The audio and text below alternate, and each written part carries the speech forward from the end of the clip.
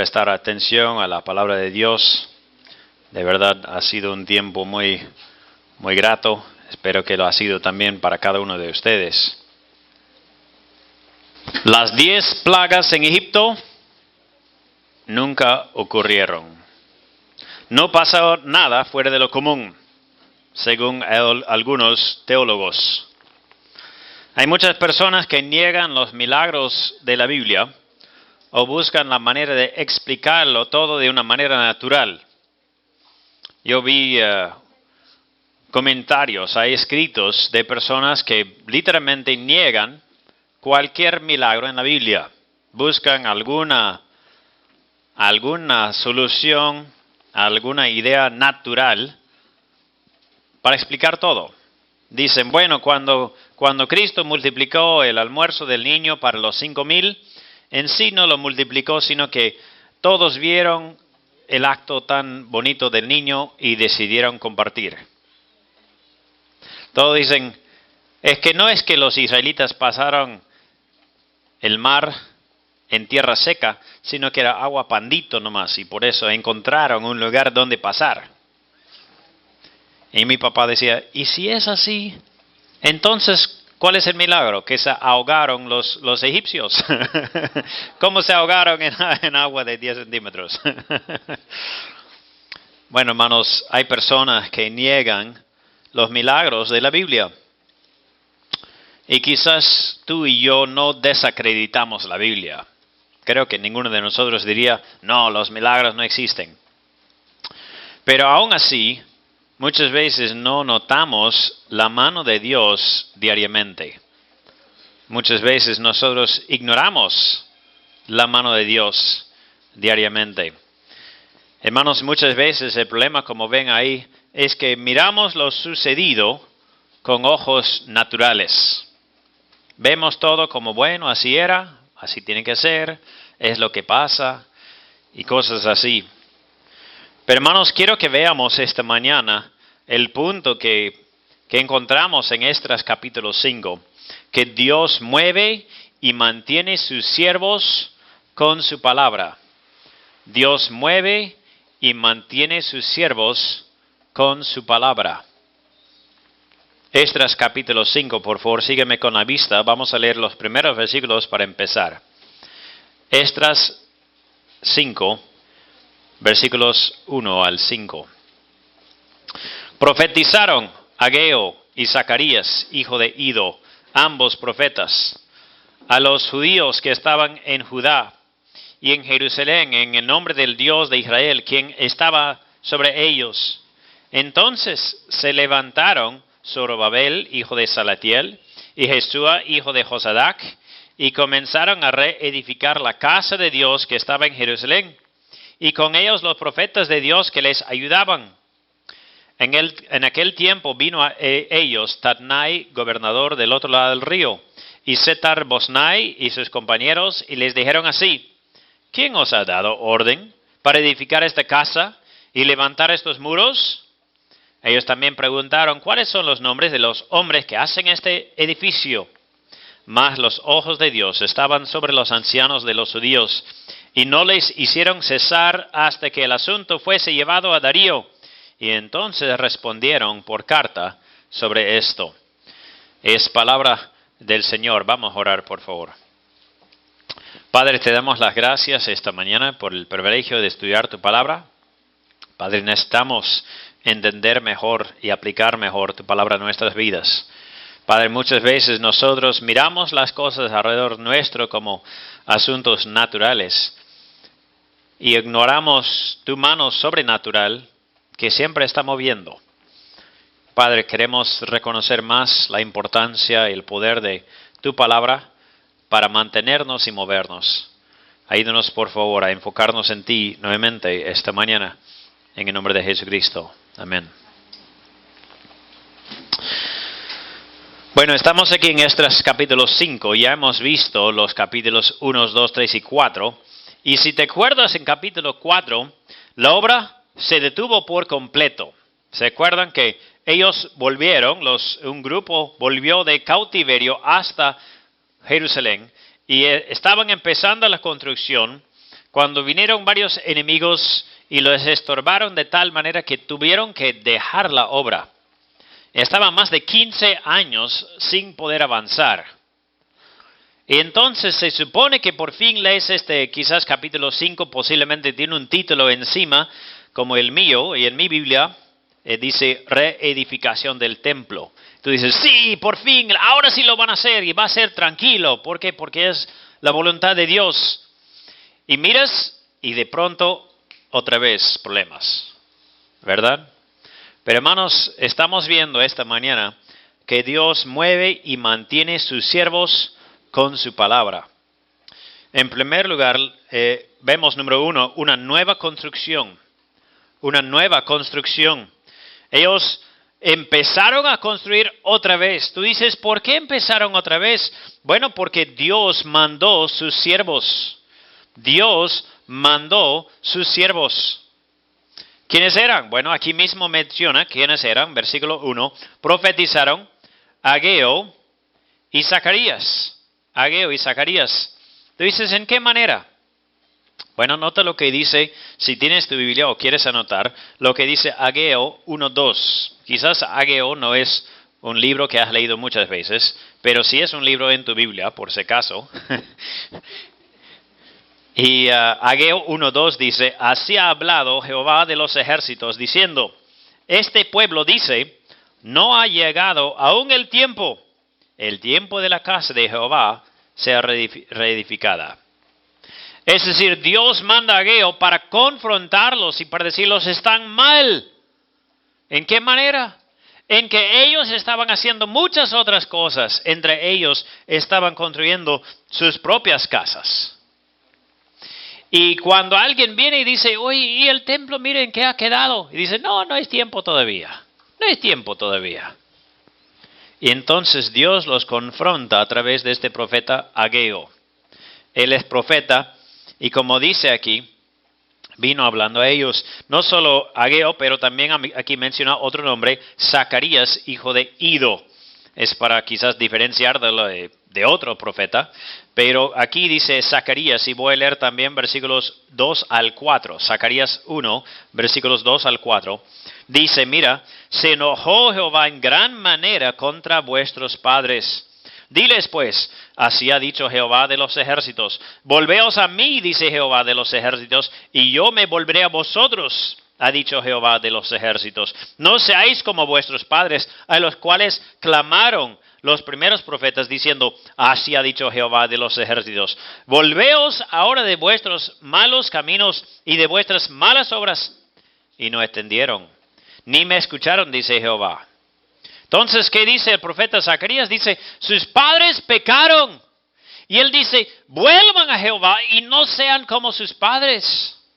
También dice Zacarías 9:9, dice, alégrate mucho, hija de Sión, da voces de júbilo, hija de Jerusalén. He aquí tu rey vendrá a ti justo y salvador humilde, y cabalgando sobre un asno, sobre un pollino, hijo de asna. ¿De quién está hablando Zacarías 9:9? Del mismo Mesías, ¿no es cierto? En otras palabras, aquí encontramos dos mensajes. Quizás parecen ser contradictorias, pero son dos mensajes. ¿Cuál es? El primero es confrontación. No hagas el mal, no seas como tus padres. ¿Por qué están haciendo sus propias casas y no hacen la casa de Dios? Y por el otro lado, Él los motiva con que, diciendo, mira, es importante que vuelvan a construir. ¿Por qué? Porque Dios va a mandar su propio Mesías, su propio Hijo ungido. ¿Dónde? A Jerusalén. Al mismo templo tiene que llegar. Entonces Dios dice, es importante construir el templo. ¿Por qué? Porque ahí tiene que llegar el Mesías. Las profecías del Antiguo Testamento mencionan que el Mesías va a llegar al templo. Entonces no había templo todavía. Ellos estaban años ahí en Jerusalén. ¿Y qué estaban haciendo? Estaban construyendo sus casas. Ahora, algunos leen estas profecías y no tenemos tiempo para entrar todo, pero algunos leen las profecías de Ageo y Zacarías y dicen, ¿sabe qué estaban haciendo? Dice que estaban haciendo sus casas con maderas finas. Y algunos llegan a la conclusión de que ellos estaban usando la madera tan fina de cedro que fue para el templo en sus propias casas. ¿Por qué? Porque personas comunes no tenían cedro en sus casas. Tenía que venir literalmente de otro país, que tenían que cortarlo, mandarlo a armar, pasar en el mar un tiempo, en balsa, en barco, y después subirlo hasta Jerusalén, que es una altura. Por eso es que personas comunes y corrientes no tenían cedro así en su casa. Entonces, hermanos, es posible que el mismo pueblo que debía estar construyendo la casa de Dios estaban robando los materiales de la casa de Dios que fueron enviados para la casa de Dios, para sus propias casas. Ahora, hermanos, siempre la tendencia nuestra es de justificarnos, ¿no es cierto? Bueno, como no se hace nada con la madera, quizás se va a malograr, así que mejor lo voy a poner en mi casa.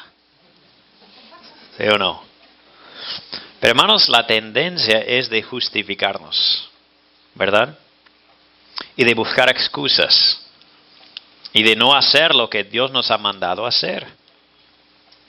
Alguien dijo una vez, nuestra capacidad para pecar existe en nuestra capacidad de excusarnos, de encontrar una justificación. Bueno, yo sé que no debo hacerlo, pero por estos motivos que tengo que hacerlo. ¿Te das cuenta? Hermanos, así somos. Entonces, hermanos, Dios mandó sus siervos, 2 siervos, Ageo y Zacarías, a confrontar su pueblo. Y así que Dios envió a mover con su palabra, la otra vez Dios movió con su palabra. Miren lo que dice nuevamente Esdras 5, versículos 1 y 2. Dice, profetizaron Ageo y Zacarías, hijo de Ido, ambos profetas, a los judíos que estaban en Judá y en Jerusalén, en el nombre del Dios de Israel, quien estaba sobre ellos. Entonces se levantaron Zorobabel, hijo de Salatiel, y Jesúa, hijo de Josadac, y comenzaron a reedificar la casa de Dios que estaba en Jerusalén, y con ellos los profetas de Dios que les ayudaban. Entonces, ¿en qué manera les ayudaban? Bueno, hermanos, no vayamos a pensar que Ageo y Zacarías están con sus martillos o levantando piedras. ¿Les ayudaron con qué? Con la predicación de la palabra. ¿Por qué? Porque eso es lo que más necesitaban. Dios movió con su palabra. ¿Por qué? Porque ellos profetizaron la palabra y ellos ayudaron con la palabra. Hermano, ¿cómo es que Dios mueve y mantiene su pueblo? ¿Cómo lo hace? Con su palabra. Dios mueve y mantiene su pueblo con su palabra. Dios habla una y otra vez en la Biblia de la importancia de la predicación de la Biblia. Debe hacerse estudiosamente, cuidadosamente y poderosamente en el Espíritu. Y se debe escuchar la predicación con atención para oír y con la intención para cambiar. Hermanos, la palabra predicada por el siervo del Señor es de suma importancia. ¿Por qué? Porque desde el principio Dios ha usado su palabra para hacer su obra. Tú dices, ¿desde el principio? Sí, desde el principio. ¿Cómo? Dios mismo habló y formó el mundo. Hermanos, esa es la palabra de Dios que tiene poder. Hermanos, Dios desde el principio dio un mensaje a Adán. Un mensaje de vida. Un mensaje para evitar la muerte. ¿Y qué hizo Adán? No le obedeció. Dios siempre mueve y mantiene su palabra, su pueblo, con su palabra. Ahora, hermanos, hay personas que quieren reunir con su consejero. Como digo, yo he participado en muchas iglesias, hemos visitado a cientos de iglesias quizás en el transcurso de la vida. Para levantar el apoyo antes de venir acá, hemos visitado muchas diferentes iglesias. Y hermanos, varios pastores me han comentado que hay personas que quieren reunir con su consejero o con su pastor. Quieren contarle todos sus problemas, quieren pedir su ayuda, quieren tener toda su atención, quieren ocupar muchas horas a veces conversando, pero no están dispuestos a venir a los cultos. No están dispuestos ni siquiera a leer su Biblia o a hacer la tarea bíblica que el pastor o consejero le dé. Y mi pastor, después de un tiempo, puso una política personal, una regla. Y eso era, si tú no vas a venir a los cultos, ya para qué te voy a aconsejar. Es decir, si ahí mismo se predica la Biblia, si ahí mismo está predicando la palabra y no quieres escuchar la palabra, ¿para qué vamos a sentarnos aparte para que escuches la palabra? ¿Me explico, hermanos? Hermanos, la palabra de Dios mantiene y mueve el pueblo de Dios. A veces personas vienen a nosotros como que si tuviéramos un polvo mágico. A ver, bien, te voy a dar, ahora podrás volar. ¿Sabes qué no funciona? No lo tengo, si alguien está en duda, no hay. Lo siento.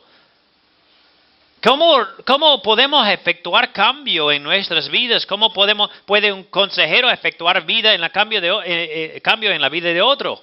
Solo con la palabra, aplicada a través del Espíritu Santo a la vida de un creyente. Entonces Dios mandó y Dios movió con su palabra, pero Dios mantuvo su pueblo. En versículos 3 al 5 vemos aquí que Dios mantuvo su pueblo con su palabra. Empezaron a llegar los gobernadores. Esta tierra donde ellos vivían literalmente se llama al otro lado del río.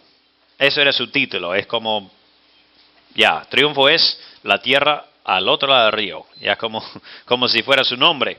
Así llamaban ellos el lugar de Jerusalén, el Transjordán, al otro lado del río. Entonces ellos llegaron y nota, gracias a Dios, que no hubo tanta hostilidad como en el capítulo anterior. El grupo en el capítulo anterior literalmente, quería matarlos, ¿verdad? Hicieron todo lo posible para darles problemas. Pero en este caso, vemos que ellos simplemente inquirieron, versículo 4. Preguntaron, versículo 3, ¿quién os ha dado orden? Versículo 4, ¿cuáles son los nombres? Ahora, quizás no eran tan hostiles, pero tampoco es una pregunta tan bonita, ¿no? Si tú estás haciendo una obra y vienen los gobernantes y dicen, oye, ¿y tu nombre cuál es? ¿Por qué quieres saber mi nombre?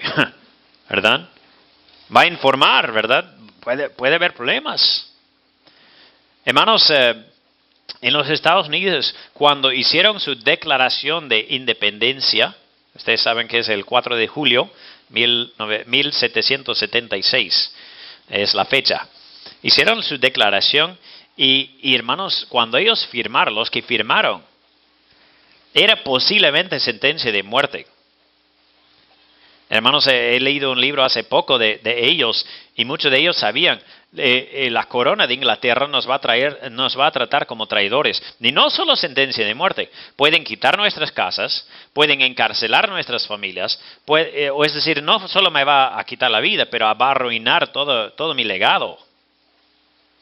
Y así firmaron. Y por si acaso, si miras una imagen de la Declaración de Independencia de los Estados Unidos, muchos firmaron así chiquititos. Quizás pensaron, no van a poder saber cuál es mi nombre. Pero hay uno por si acaso, y para mí es el héroe, es el más valiente, porque grande, ahí pone John Hancock. ¿Verdad? Ahí está su nombre bien grande, 3 veces más grande que cualquier otro. Y hasta ahora, en los Estados Unidos, a veces en vez de decir, darme tu firma, tu signatura, dicen, dame tu John Hancock. Porque es famoso por firmar así. Valiente, ¿no? Entonces ellos vinieron preguntando, ¿y sus nombres cuáles son? ¿Y quién les ha dado órdenes? Entonces, pensamos quizás, ya se va a parar la cosa. Pero mira el versículo 5. Mas los ojos de Dios estaban sobre los ancianos de los judíos, y no les hicieron cesar hasta que el asunto fuese llevado a Darío. ¿Quién es Darío? El rey, ¿no es cierto? Hasta que el asunto fuese llevado a Darío, y entonces respondieron por carta sobre esto. ¿Qué pasó, hermanos? Vemos que a pesar de que no estaban seguros, ¿verdad?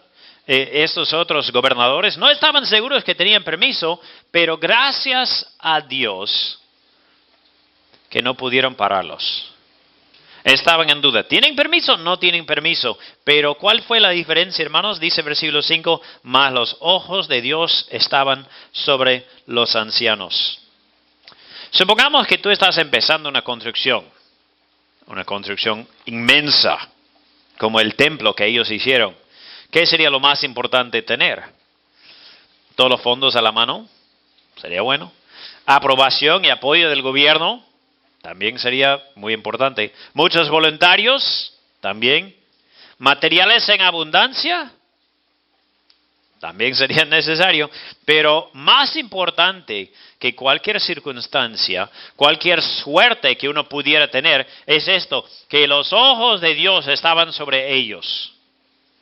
Dios mismo estaba atento para asegurar que la obra fuera concluida.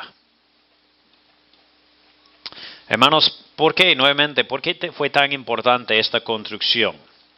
Bueno, quiero dar unos textos del Antiguo Testamento, o uno del Antiguo y uno del Nuevo, para aclarar un poco este punto. Miqueas 5:2 dice, pero tú, Belén Éfrata, pequeña para estar en las familias de Judá, de ti me saldrá el que será Señor en Israel, y sus salidas son desde el principio, desde los días de la eternidad. Entonces, ¿de qué está hablando? Belén es un pequeño pueblo, muy chiquito, pero cercano a Jerusalén. Y cuando los reyes magos, ustedes se acuerdan, en el libro de Mateo, los reyes magos que llegaron y preguntaron, ¿y dónde nacerá el rey? Y Herodes dice, oye, ¿quién es? ¿Qué es esto? ¿Otro rey? ¿Qué pasa? Entonces llamó a los eruditos, a los escribas y dice, ¿qué rey? ¿De dónde va a salir? Y ellos investigaron en la Biblia y dijeron, bueno, la Biblia dice en Miqueas 5:2 que va a salir de Belén. Entonces los mandó a Belén, ¿verdad? No fue solo por la estrella, por si acaso. Imagínate una estrella que está ahí en los cielos, que te va a dirigir hasta la misma casa. ¿Cómo? O es decir, quizás parece que está encima de un pueblo, pero no sé. Entonces ellos encontraron el pueblito a través de las profecías bíblicas. Y no solo esto, nota lo que dice Gálatas 4 y 5. Dice, pero cuando vino el cumplimiento del tiempo, Dios envió a su Hijo, nacido de mujer y nacido bajo la ley, para que redimiese a los que estaban bajo la ley, a fin de que recibiésemos la adopción de hijos. ¿Qué pasó? ¿Cuándo pasó? En el momento exacto, en el tiempo correcto, cuando Dios quiso. Hermanos, ¿por qué fue tan importante concluir esta construcción? Porque el templo era el centro de la vida religiosa de los judíos. Y como digo, Belén era un pueblo chiquito, pero no muy lejano de Jerusalén. Si no existiera Jerusalén, quizás no hubiera existido tampoco Belén. Es como, digamos, otros pueblitos aquí cerca, ¿verdad? La Joya. Si no hay Puerto Maldonado, quizás La Joya deja de existir, ¿verdad? Hermanos, entonces, aquí encontramos que Dios movió su pueblo para cumplir con su palabra. ¿Y movió con su pueblo con qué? Con su misma palabra. Dios mueve y mantiene su pueblo con su palabra. Ahora, hermanos, ustedes ya todos saben, hay algunas personas que oponen la obra que estamos realizando aquí. Hay algunas personas que están haciendo todo lo posible para hacer escándalos y levantar calumnia y chisme y mal testimonio y todo lo demás. Primero estaban hablando solo contra los que vendieron el terreno. Ahora ya quizás han visto ustedes posiblemente que hasta contra nosotros están hablando. A mí me mencionaron por nombre. Hermanos, ¿sabe qué? Nuevamente, tenemos mucha confianza en que Dios va a mantener su pueblo y va a mantener la dirección y va a mantener la obra, si es que Él desea, a través de su palabra. Y volvemos a enfatizar, hermanos, que Dios estaba mirándoles en todo momento. Cuando vemos que dice, sus ojos de Dios estaban sobre ellos, no es simplemente que Dios está mirando. Oh, sí. ¿Ya? Ok. Hermanos, la idea es que Dios está vigilando para asegurar que su propósito fuere cumplido. Hermanos, si estás con Dios, no importa los que estén en tu contra. ¿verdad? Si estás con Dios, no importa quién esté en tu contra.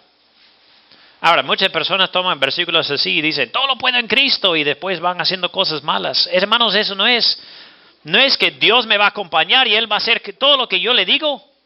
Él no es un mago que sale de la lámpara para dame mis 3 deseos. Hermanos, la cosa es, si tú quieres cumplir tu obra tiene que alinearse con lo que Dios quiere. No hacer tu obra y pedir, Dios, ponte a mi lado. ¿Me explico, hermanos? Entonces, hermanos, aquí estamos viendo una nueva construcción, pero no terminó la cosa ahí. Vamos a ver después una nueva carta. Veamos desde versículo 6. Una nueva carta desde versículo 6. Copia de la carta que Tatnai, gobernador del otro lado del río, y Setar-Boznai y sus compañeros los gobernadores que estaban al otro lado del río, enviaron al rey Darío. Les enviaron carta y así estaba escrito en ella: al rey Darío, toda paz. Sea notorio al rey que fuimos a la provincia de Judea, a la casa del gran Dios, la cual se edifica con piedras grandes. Y ya los maderos están puestos en las paredes, y la obra se hace deprisa y prospera en sus manos. Entonces preguntamos a los ancianos, diciéndoles así: ¿quién os dio orden para edificar esta casa y para levantar estos muros? Y también les preguntamos sus nombres, para hacértelo saber, para escribirte los nombres de los hombres que estaban a la cabeza de ellos. Hermanos, prestan mucha atención aquí. Estos versículos del 11 y 12 son muy emocionantes. Esdras 5:11. Y nos respondieron diciendo así: nosotros somos siervos del Dios del cielo y de la tierra, y reedificamos la casa que ya muchos años antes había sido edificada, la cual edificó y terminó el gran rey de Israel. Mas después que nuestros padres provocaron a ira al Dios de los cielos, Él los entregó en mano de Nabucodonosor, rey de Babilonia, caldeo, el cual destruyó esta casa y llevó cautivo al pueblo a Babilonia. Pero en el año primero de rey Ciro de Babilonia, el mismo rey Ciro dio orden para que esta casa de Dios fuese reedificada. También los utensilios de oro y de plata de la casa de Dios que Nabucodonosor había sacado del templo que estaba en Jerusalén y los había llevado al templo de Babilonia, el rey Ciro los sacó del templo de Babilonia y fueron entregados a Sesbazar, a quien había puesto por gobernador. Y le dijo: toma estos utensilios, ve y llévalos al templo que está en Jerusalén, y sea reedificada la casa de Dios en su lugar. Entonces Sesbazar vino y puso los cimientos de la casa de Dios, la cual está en Jerusalén, y desde entonces hasta ahora se edifica y aún no está concluida. Hermanos, imagínate, aquí han pasado 15 años que aparentemente no ha avanzado. Y ahora por fin Dios manda 2 siervos y dicen: israelitas, ¿qué hacen? Están haciendo sus casas tan lindas, dándoles acabados, pero de primera. Y hay la casa de Dios en nada. Vuelven a hacerlo. Entonces ellos empiezan a hacerlo y de pronto vienen los gobernadores, las autoridades. Oye, ¿qué hacen acá? ¿Quién les dio orden? ¿Quiénes son? ¿Por qué? Porque en capítulo 4 se acuerdan que tenían tantas enemistades que tuvieron que parar, tuvieron miedo y tuvieron que dejar la obra. Entonces ahora por fin Dios los animó con su pueblo, con su palabra a su pueblo, y ahora por fin están construyendo y encuentran otra vez oposición. Pero hermanos, ellos no mencionan sus nombres aparte de estos los 2 líderes en versículo 2, pero se supone que tuvieron que inscribir sus nombres. Entonces aquí vemos letra A, los gobernantes suscribieron al rey. Se identificaron primero a sí mismo y menciona también sus credenciales. Eran personas importantes humanamente hablando. Algo interesante aquí menciona, quizás era un saludo normal, pero el versículo 7 dice: al rey Darío, toda paz. Es decir, el señor rey le deseamos un buen reino, ¿verdad? Que viva el rey o algo así. Pero hermanos, lo que no se dieron cuenta es algo muy importante. Y aquí hay otra profecía que nos muestra la importancia de la construcción. Isaías 9:6, posiblemente ya lo conoces. Isaías 9:6 dice, porque un niño nos es nacido, hijo nos es dado, y el principado sobre su hombro, y se llamará su nombre admirable consejero, Dios fuerte, Padre eterno, príncipe de paz. Hermanos, ellos desearon al rey Darío paz. Y hermanos, todo el mundo quiere paz. Muchas personas no tienen buenas memorias en esta época de Navidad. Quizás tienen familias destruidas, quizás divorciadas, quizás entre padre e hijos hay tanto pleito que no pueden reunir pacíficamente. Y todo el mundo quiere paz. Algunos quizás de tal manera que dicen, ya sabes que no voy a ninguna reunión familiar porque no hay paz. Pero hermanos, debemos recordar que solo hay una manera de tener paz. Y esa es a través de una relación con el príncipe de paz, Jesucristo. Es decir, si tú no lo conoces, por más que te alejes de tu familia o más que te alejes de esos malos amistades o malos socios en el trabajo, si no es con Él no vas a tener la paz. Es imposible. La paz verdadera solo viene en relación con el príncipe de paz y es el Señor Jesucristo. Espero que cada uno aquí tiene una relación verdadera con Él. Quizás algunos están aquí por compromiso, quizás porque sus padres los han traído, pero mi oración es que cada uno tenga una relación verdadera, profunda, correcta con el príncipe de paz, porque no hay otra manera de tener paz. Bueno, entonces, ¿qué escribieron en la carta? Bueno, lo informaron. Dice, ya están construyendo. ¿Qué cosa? La casa del gran Dios. Si miras en versículo 8, usa ese término, el gran Dios. Yo no creo que ellos están reconociendo el poder de Dios. Yo creo que ellos más bien están simplemente usando el término, el título que usaban los israelitas. Entonces ellos empezaron a investigar. Y vemos en versículos 11 al 16 que los siervos de Dios respondieron. Vemos que ellos, letra A, los gobernantes suscribieron al rey. Letra B, los siervos de Dios respondieron. Y vemos su identificación. Ellos se identificaron como, versículo 11, somos siervos del Dios, del cielo y de la tierra. Qué bonito, ¿no?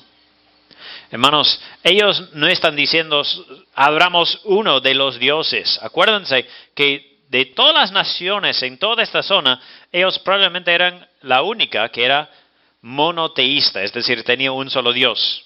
Todos los demás eran politeístas, tenían como aquí en el Perú, tenían su Dios del sol, su Dios de la luna, su Dios de la tierra, su Dios de muchas diferentes cosas.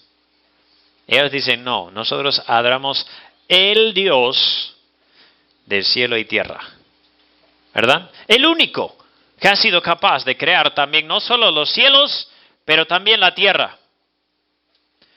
Hay un solo Dios verdadero, un solo Dios todopoderoso. Y entonces ellos se identificaron como siervos del gran Dios. Ahora, si tú te vas, ahorita yo sé que no hay colegio, pero si tú te vas a un colegio, siempre hay diferentes grupos, ¿no es cierto? Hay un grupo, por ejemplo, de los deportistas, y todos son bien atléticos, ¿verdad? Hay otros de los emos, como dicen, ¿no? Hay otros grupos de los estudiosos. Hay otros grupos de los rockeros. Hay grupos de todo tipo, ¿no es cierto? Y todos los jóvenes están buscando, los adolescentes buscan dónde encajarse. ¿Cuál es mi identidad?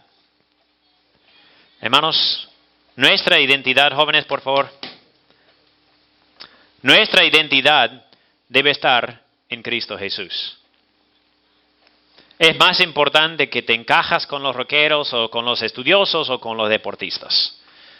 Necesitamos tener identidad en Cristo Jesús. ¿Dónde encuentras tu identidad? Hermanos, muchas veces cuando te presentas a alguien, das tu nombre y la segunda pregunta es, ¿qué haces? ¿Verdad? Y nuestra identidad, lastimosamente, muchas veces se identifica con el oficio que tenemos. ¿Dónde trabajas? ¿Cuál es tu provisión? O quizás, ¿cuál es tu familia? Ay, mis padres son, los famosos, ¿no? Aquí en el pueblo hay algunas familias conocidas, poderosas, por decir, yo soy de esta familia. O quizás te identificas a través de tus hijos o a través de tus redes sociales. Pero hermanos, la identificación más importante es tu identidad en Cristo. Y si eso tienes bien claro, entonces lo demás realmente no es muy importante. Bueno, vemos su identificación, pero vemos ellos mismos eran honestos en cuanto a su desviación. Se identifican, pero también cuentan. ¿Qué pasó aquí? No hay un templo, ¿verdad? No hay nada. Recién estamos sentando las bases. ¿Por qué? Ellos están diciendo, nosotros adoramos a un Dios poderoso. Y seguro los babilonios dicen, ese no es poderoso. Mira, hemos ido, hemos entrado, hemos conquistado. Él no es poderoso. Y ellos tienen que aclarar algo, hermanos. Ellos dicen, mira, no hemos sido llevados porque Dios no nos pudo proteger. Ellos están aclarando, ojo, no es que Dios ha sido incapaz de cuidarnos. ¿Qué ha pasado? Nosotros, nuestros padres, enojaron al Dios verdadero. Y por eso Dios nos vendió en cautividad. ¿Se dan cuenta, hermanos? Ellos están asegurando de aclarar, Dios es poderoso. No hay duda de esto. Dios no es que ha faltado a su pueblo o ha sido impotente de cuidarlos. Sino que pasó, nuestros padres rebelaron contra Dios y por eso Dios los castigó. Hermanos, eso es también un punto importante. Porque cuando nosotros pecamos, habrá consecuencias. ¿Sabes? Cuando pecamos habrá consecuencias. ¿Y sabe qué? Cuando nos arrepentimos de verdad, estamos dispuestos a dar la gloria a Dios y no tratar de como tapar el pecado. ¿Verdad? A veces somos así. Imagínate que ellos dicen, bueno, es que ¿sabes qué? Nosotros siempre nos llevamos bien con todos, pero hoy no sé qué ha pasado, Dios no nos ha protegido. Eso es como echar la culpa a Dios. Pero ¿sabes que Dios no tiene la culpa? ¿Verdad? ¿Quién ha sido el culpable? Los padres, los judíos. Hermanos, cuando nosotros pecamos, debemos reconocer si es pecado. Y si hay malas consecuencias en mi vida, no es que Dios me ha abandonado, es que yo he pecado. ¿Verdad? Yo he ofendido a un Dios santo. Y por eso ha pasado la cosa. Hermanos, una persona vino a visitarnos hace unos años atrás y después tuvo una entrevista con un amigo, así video entrevista. Y no sé si tiene muchas personas que lo miran, no sé si son docenas o miles o no sé, millones, qué sé yo, probablemente no sean muchos, pero de todos modos hay alguna audiencia. Y esta persona, en vez de dar la gloria a Dios, yo fui al Perú, estaba trabajando así en el ministerio, estaba apoyando mis amigos, los misioneros allá, estaba diciendo, no, es que yo he sido como mochilero, estaba aventurando, así. Y digo, ¿no sería mejor dar la gloria a Dios? ¿Viniste al Perú para servir? ¿Viniste al Perú para conocer más y ver la obra y participar en lo que Dios está realizando? Hermanos, no quitemos la gloria de Dios. Bueno, ellos comentaron su desviación y versículo 13 vemos su reactivación. Su reactivación, es decir, ahora estamos empezando otra vez. ¿Por qué? Estamos construyendo. ¿Por qué? Porque el mismo rey Ciro, ¿quién es? Rey de Babilonia, nos mandó a construir. Ahora, eso es un poco distinto, difícil. ¿Por qué? Porque acuérdense, estamos hablando de dos reinos, los babilonios y los persas. Entonces, si el rey anterior ha dado orden y ahora es otro rey, entonces, bueno, quizás no habrá permiso, ¿verdad? ¿Se dan cuenta? Como cuando el gobierno cambia y todas las leyes cambian y las autoridades cambian y lo que pudiste hacer antes quizás ya no ya. Pero hermanos, de todos modos ellos mencionan que Dios es quien mandó el rey de Ciro, el rey Ciro, para que volviera a construir. Y menciona también su devolución, versículos 14 y 15. Vemos que este rey, Nabucodonosor, el que había llevado todos los utensilios, hizo una devolución. Hermanos, es increíble para mí. Yo estaba escuchando acerca de su sistema de los babilonios y los persas. Dice, ellos tenían un sistema mejor que las bibliotecas modernas en algún sentido de calificar y clasificar todas sus cosas. Imagínate que aquí más abajo menciona en capítulo 6, versículo 1, el rey Darío dio la orden de buscar en la casa de los archivos donde guardaban los tesoros ahí en Babilonia y fue hallado en Acmeta, en el palacio. Es decir, tenían todavía después de décadas, tenía el ojito, bueno, no eran hojas, eran a veces piedras o a veces cuero, pero ahí tenía todavía, mira, sí, es verdad, el rey mandó a construir. Increíble como Dios, aun en este pequeño detalle, Dios preservó su permiso para seguir construyendo. Entonces vemos su devolución, él devolvió todos los tesoros que ellos habían llevado. Y entonces vemos versículo 16, su construcción. Ellos volvieron entonces a construir. Y nota lo que dice versículo 17. Ahora, si al rey parece bien, búsquese en la casa de los tesoros del rey que está ahí en Babilonia. Si es así, que por el rey Ciro había sido dado la orden para reedificar esta casa de Dios en Jerusalén, y se nos envíe a decir la voluntad del rey sobre esto. Entonces ellos se sugirieron, animaron al rey, investígalo, ¿verdad? Ya han pasado muchos años, ya son 15 años o más desde que hemos vuelto aquí. Quizás se ha olvidado, es otro rey. Incluso estudiando un poco acerca de este nuevo rey Darío aquí, que encontramos en este capítulo, Darío en sí no era el rey, ni siquiera debía ser el rey. Era un rey de una pequeña zona, como una autoridad, ¿verdad? Un gobernador o algo así, que se levantó y conquistó a los demás y llegó a ser rey de todo el imperio. Bueno, gracias a Dios que vemos que en el próximo capítulo que él sí continuó y dio permiso para seguir avanzando con la construcción. Pero hermanos, vuelvo a decir, aquí encontramos unas cosas muy importantes. Y es principalmente esto, que Dios mueve y mantiene sus siervos con su palabra. Hermanos, ¿sabes qué? Las cosas no han cambiado. Dios sigue hasta hoy. 2020, Dios mueve y mantiene sus siervos con su palabra. Hermanos, quizás algunos de ustedes están acostumbrados a leer la Biblia. Quizás algunos no. Imagínate, hermanos, que todos nosotros tuviéramos costumbre, tuviéramos la convicción, tuviéramos la práctica. Todos los días voy a acercarme a Dios otra vez en oración, y a través de la palabra para escuchar lo que Él dice. ¿Verdad? Yo quiero saber qué es la voluntad de Dios para mi vida. Yo quiero sumergirme en sus consejos para que Él renueve mi mente. Es lo que necesitamos, ¿no? Dios mueve y mantiene sus siervos con su palabra. Una manera es con la lectura bíblica, una manera es memorizar la palabra, una manera es meditar en la palabra, memorizar la palabra, una manera es la predicación de la palabra. Hermanos, todo es importante, todo esto es muy importante. Entonces, hermanos, espero que si te das cuenta, quizás estamos aquí hace unas semanas, recién aquí otra vez, te das cuenta que algunos no están, algunos quizás no hemos visto hace prácticamente un año, ¿no?